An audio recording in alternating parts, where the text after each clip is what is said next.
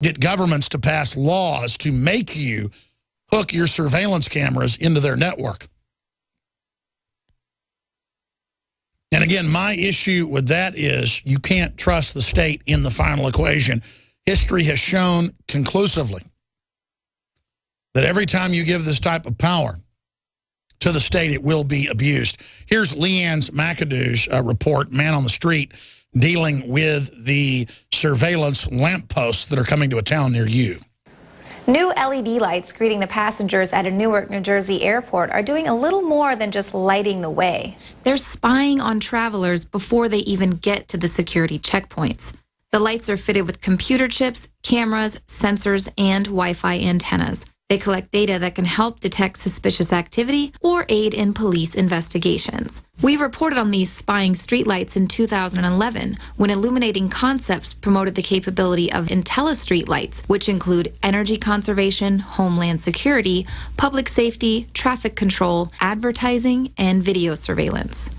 Using streetlights as surveillance tools has already been advanced by several European countries. Leaked documents out of the UK Home Office revealed that the British authorities were working on proposals to fit lampposts with cameras that would X-ray passers-by and undress them in order to trap terror suspects. And it isn't just for street surveillance. These LED lights are also offering an alternative to Wi-Fi for your home and office.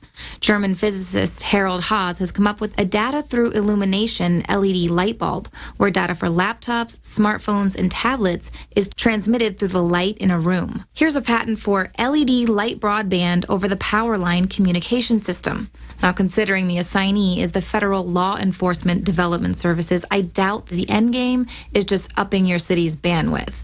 City offices in Minnesota installed these ceiling lights in 2010 to save money on electricity thanks to the energy efficiency of the LEDs, but the lights also transmit coded messages with the desks below, which will allow data to be transmitted over the internet Wi-Fi style.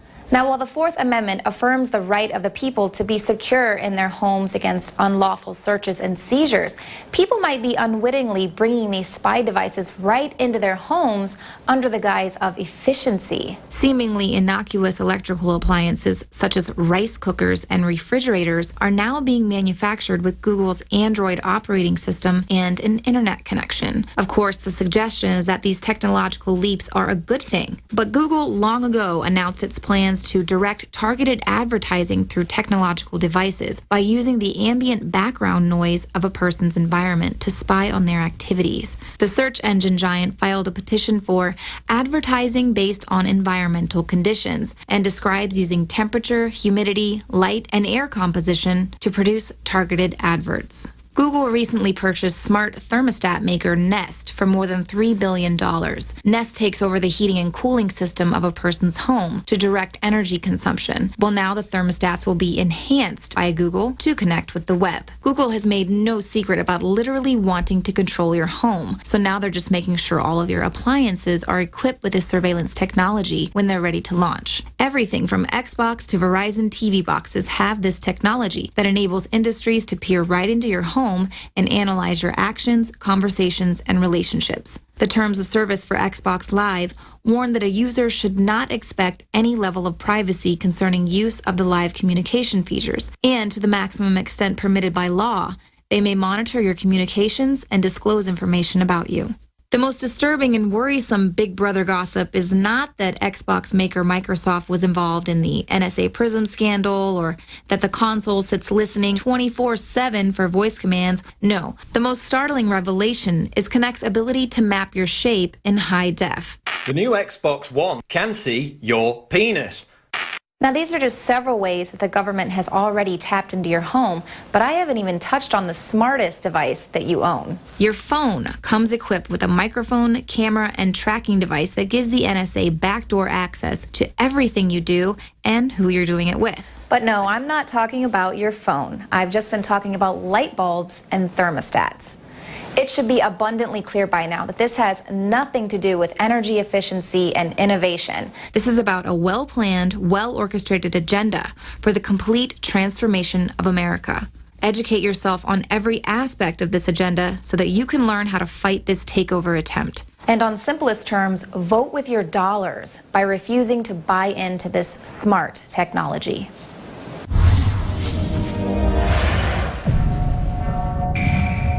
Leanne titled that Street Surveillance. She did another report with a man on the street asking folks about that because they're putting them in Austin. We'll air that report coming up after we take some phone calls if we have time.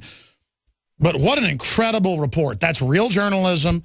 If you're a radio listener, everything she said, she showed government documents or news articles, including how they have the light bulbs that communicate with your computer. I've been telling folks about that for 6 years. I first saw it in MIT Magazine, then the Associated Press, and they have national news shows that make fun of me and say he claims that light bulbs are watching you.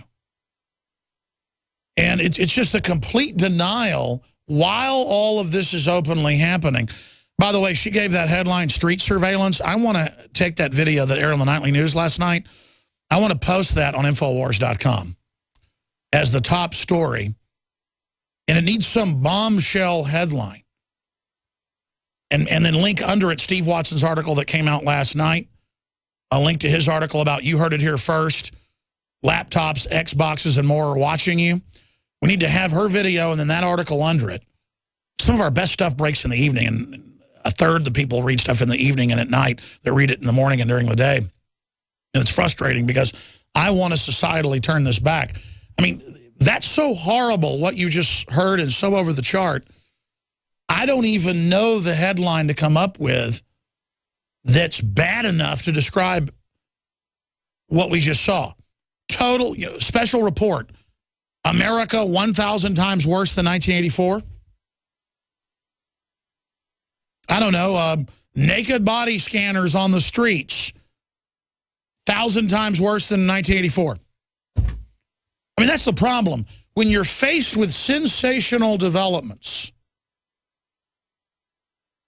and these companies spying on everything you do illegally, outside of law, using the data to corner the market, to surveil you, to cheat you. They use customer databases to charge you more online. They know if you have more money or a surfing history. So when you go online, suddenly the prices are higher because they know your algorithm and what you'll pay.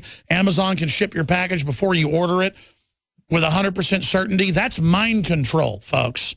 That's mapping the human brain. Every culture knew a 1984 scenario was bad. This is now beyond that. Toll-free number to join us. I want to hear from you on all these subjects. The subjects of Obamacare and how bad it really is now. The subject of the scanners on the streets. But look at these two articles. Reuters, and then there's another one out of the AP. Google ordered to remove anti-Islamic film from YouTube. I should add the toll-free number to join us is 800-259-9231, 800-259-9231. And we'll go to your phone calls, 800-259-9231. Now, continuing here, Google ordered to remove anti-Islamic film from YouTube.